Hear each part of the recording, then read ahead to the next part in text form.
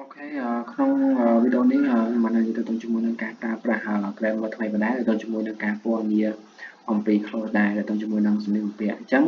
ពីដំបូងបើមើលសៀវភៅទៅជាមួយនឹងសៀវភៅ student book នៅក្នុង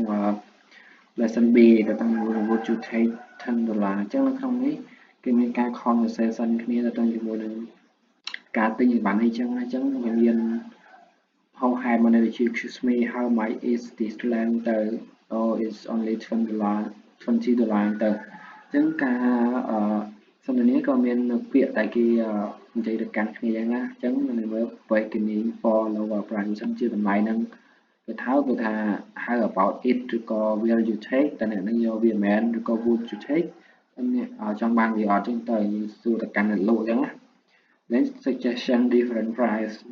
ការណែនាំនៅតម្លៃថ្មីអញ្ចឹងណាគេថាយើងអាចណែនាំទៅតម្លៃផ្សេងទៀតចឹងតែគាត់មិនចង់បានទេយើងណែនាំទៅកាន់តម្លៃផ្សេងទៀតទៅចាហ្នឹងគាត់នឹងជាការតែយើងនិយាយខ្លីៗទៅកាន់គាត់ចឹងការនិយាយទិញវាពាក់អីទៅដល់ចឹងចឹងទៅជាមួយនឹង lesson C វិញនៅក្នុង lesson C នេះក៏គេមាន vocab ចំនួន2 4 8អញ្ចឹងមានចំនួន8 vocab តែ vocab របស់ហ្នឹងគឺប្រើសម្រាប់ពណ៌នាអំពី closing ទៅជាមួយនឹងពាក្យអញ្ចឹងក្នុង vocab នេះនៅក្នុងទំព័រខាងក្រោយនឹងមានការបកប្រែឲ្យតែគេបកប្រែយ៉ាងម៉េចចឹងណាអញ្ចឹងជាបន្តទៀតជាចូលទៅមើល grammar របស់គ្នាអញ្ចឹងនៅក្នុងវីដេអូនេះនឹងមកយល់ទៅជាមួយនឹង grammar ទៅជាមួយនឹង enough ហើយនឹង to ប៉ុន្តែនៅក្នុងនេះវាលុបបាត់ហើយមើលអត់ឃើញអញ្ចឹងយើងត្រូវដឹងថា enough ហ្នឹងមានថ្មី to មានថ្មីអញ្ចឹង enough mean the right almost អញ្ចឹងមានន័យថា enough ហ្នឹងគឺជាមានន័យថាគឺជាតម្លៃដែលស្មើជាតម្លៃដែលគ្រប់គ្រាន់ទៅតែពេល to mean more than enough អញ្ចឹង to មានន័យថាគឺជាតម្លៃដែលលើសខ្លាំងពេកហើយមានថាច្រើនជាង enough ទៅហើយច្រើនលើសពេកអញ្ចឹងយើងប្រើ to អញ្ចឹងដើម្បីយល់ពីការប្រើរបស់វាយើងក៏លេចមើលនៅខាងក្រោមនេះទាំងអស់អញ្ចឹងដំបូង enough before noun អញ្ចឹង enough before noun មានថា enough ផ្លាស់ជាមួយនឹង noun អញ្ចឹងយើងមើលទៅ I have enough time អញ្ចឹង enough នេះគឺជាអ្វីដែលយើងរៀននេះ enough បែរថា enough ប្រែថាគ្រប់គ្រាន់អញ្ចឹងព្រោះ time នេះគឺជា noun អញ្ចឹង enough ដូចជាមួយ noun ដែលមានថាខ្ញុំមានពេលគ្រប់គ្រាន់ទី2 I don't have enough money អញ្ចឹង enough ផ្លាស់ជាមួយនឹង noun ដែរ money គឺជា noun អញ្ចឹង enough money មានន័យថាខ្ញុំមិនមានលុយគ្រប់គ្រាន់នោះទេអញ្ចឹង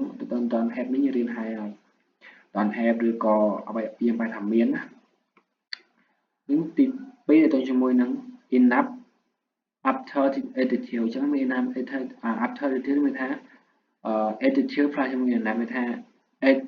enough នោះនៅបន្ទាប់ពី adjective ហើយមកបាន enough អញ្ចឹងយើងមើល adjective ផ្លាស់ជាមួយ enough អញ្ចឹងយើងមើល example the jacket is big enough អញ្ចឹងមានថាអាវនេះគឺវាធំគ្រប់គ្រាន់អញ្ចឹង big ហ្នឹងគឺជា adjective អញ្ចឹងមានថាអាវហ្នឹងគឺវាធំគ្រប់គ្រាន់ទៅ the pants are long enough អញ្ចឹងមានថាអា pants ហ្នឹងដូចជាខោហើយ pants ហ្នឹងមានថាគឺវាមិនសូវវាថាវាអត់សូវវែងពេកអញ្ចឹងវាមិនសូវវែងអាហ្នឹងគឺបដិសេធអញ្ចឹង long នេះប្រែថាវែង enough នេះគឺគ្រប់គ្រាន់អញ្ចឹងមិនសូវវែងគ្រប់គ្រាន់ប៉ុន្មានទេអញ្ចឹងយើងមើលនេះ adjective ជាមួយ enough អញ្ចឹងយើងមើលថយកាន់ទៅទៀត my room is big enough អញ្ចឹង big នេះគឺជា adjective enough នេះគឺជាអ្វីដែលយើងត្រូវរៀនប៉ុន្តែគ្រប់គ្រាន់យ៉ាងត្រូវអញ្ចឹងយើងត្រូវចាំទៅជាមួយនឹង enough បើសិនជាវាប្រើមួយ noun យើងត្រូវបូកនៅពីមុខ noun បើសិនជាយើងប្រើជាមួយ adjective វាត្រូវនៅពីក្រោយ adjective អញ្ចឹង adjective បូកជាមួយ enough អញ្ចឹងបើយើងបង្កប់កើត example ជា my room is big enough ទៅអញ្ចឹងយើងត្រូវដាក់ adjective នៅពីមុខ enough ទី2 the student aren't clever enough អញ្ចឹងមានថាសិស្សទាំងអស់ហ្នឹងគឺគាត់មិនសូវបកកែគ្រប់គ្រាន់នោះទេទៅជាមួយ clever ថាពូកែឬក៏ឆ្លាតទៅ enough ហ្នឹងប្រែថាគ្រប់គ្រាន់អញ្ចឹងសិស្សទាំងអស់ហ្នឹងគឺគាត់មិនទាន់គ្រប់គ្រាន់ទេមិនទាន់ឆ្លាតការឆ្លាតរបស់គាត់នេះគឺមិនទាន់គ្រប់គ្រាន់ទេអញ្ចឹងណាអញ្ចឹងយើងត្រូវដឹងថាទៅជាមួយនឹង verb ហ្នឹងទៅជាមួយនឹង vocab ទៅជាមួយពាក្យហ្នឹងគឺជាពាក្យគេ verb ជា adjective ឬក៏ជា noun យើងត្រូវដឹងអញ្ចឹងទៅជាមួយទី3ជាមួយ to before adjective អញ្ចឹង to before adjective មានថា to នៅពីមុខ adjective ដាច់ខាត់គឺនៅពីមុខ adjective ហ្មងអញ្ចឹងយើងមើលthe jacket is too small អញ្ចឹង too ហ្នឹងគឺប្រែថាពេកណាគេថាវាធំពេកតូចពេកហ្នឹងណាអញ្ចឹងយើងមើលថាអា jacket មានថាអាវហ្នឹងគឺវាតូចពេកមកគឺពេកអាតូចពេកវាពាក់អត់កើតណា too ហ្នឹងអញ្ចឹងទៅថាចាំ too ក៏បូកជាមួយ adjective ហើយ too នៅមុខ adjective ដាច់ខាត់អញ្ចឹង the pants aren't too long អញ្ចឹងមានថាខោហ្នឹងវាមើលទៅ mình vén page đúng không? Vì mình vén page bộ hạt page thu là chắc là mấy ai ghi vô là xóa cho người này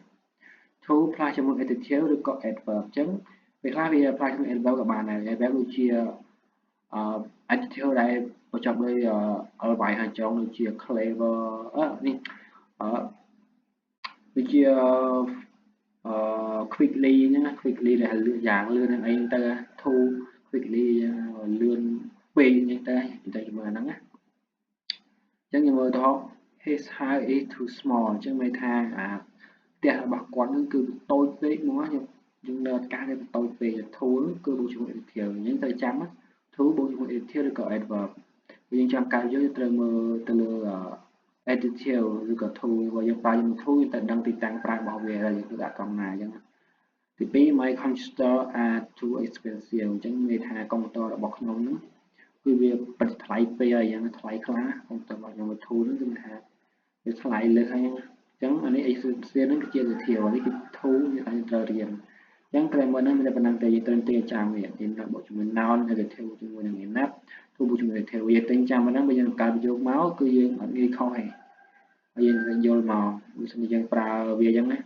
ចឹងអាហ្នឹងមានតែប៉ុណ្្នឹងទេក្នុង grammar ហ្នឹងអត់មានបាក់យល់ខាងយើងត្រូវចាំវាហើយទីណាត់បកថាគ្រប់គ្រាន់ទៅហើយ to នោះបូកថាលើសពេកអញ្ចឹងយើងគ្រាន់តែបដូរគ្នាឆ្លាស់គ្នានៃការប្រើអញ្ចឹងទៅដឹងពីរបៀបប្រើទីតាំងរបស់វាដែលយើងត្រូវដាក់អញ្ចឹងណាអញ្ចឹងទៅជាមួយអានេះគឺ vocab ដែលនៅក្នុងសភៅអញ្ចឹង tie shirt មានន័យថាអាវដែលតឹងឬក៏អាវដែលរឹបយើងពាក់ទៅវាចេញរៀងចេញអីហ្នឹងអាហ្នឹងថា tie shirt បែកជីជីនមានថាបែកជីជីនមានថាខោកបោយធំធំអាលងបែកជីជីនហ្នឹងជើងធំធំគេហៅខោកបោយតែធំធំ uncomfortable shoes មានថាអាស្បែកជើងយើងពាក់ទៅហើយគេក្នុងនេះគេបកឲ្យវាពិបាកយល់តែបើយើងកាត់ន័យយកគេថាស្បែកជើងយើងពាក់ទៅវាឈឺជើងឈឺអីហ្នឹងយើងបាក់ពាក់អីហ្នឹងវាពាក់ទៅវារឹបកែងជើងរឹបអីហ្នឹងថា uncomfortable shoes ទី3 pretty blues មានថាប្រភេទអាវនេះលុបហ្នឹងអាមានចោលអាវស្អាតប្រភេទអាវដែលវាមើលទៅស្អាតអាវយើងពាក់អត់មានស្អីពាក់រៀងលងអីចឹងដូចជាអាវដូចជារ៉ូបអីចឹងទី4 a plain dress មានថាអាវប្រភេទអាវដែលមានពណ៌ជាមួយវាអត់លាយឡំជាមួយពណ៌ខៀវសុទ្ធចុងមកមានលាយឡំឯ bright tie អញ្ចឹងមានថាក្រវ៉ាត់ក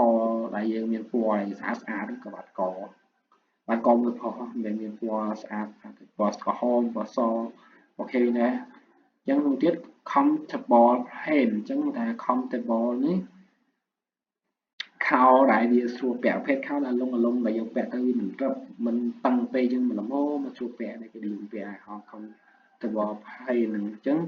វាមិនមែនអានថា comfortable ណាគឺ comfortable plain pants អញ្ចឹងមានថាខោយើងស្រួលពាក់អញ្ចឹង plain ហ្នឹងគឺជាខោUgly hat អញ្ចឹង ugly ហ្នឹងប្រែថាអាក្រក់អញ្ចឹងugly hat អញ្ចឹងមួកដែលអាក្រក់មួកមើលទៅវាស្អាតមួកដែលយើងពាក់ទៅអាភិតមួកដែលមិនស្អាតអញ្ចឹងទោះ vocab ហ្នឹងមានតែប៉ុណ្្នឹងទេអញ្ចឹងបើសិនជាទូចច្រើនណាស់អាចសួរបានអូខេបាយបាយ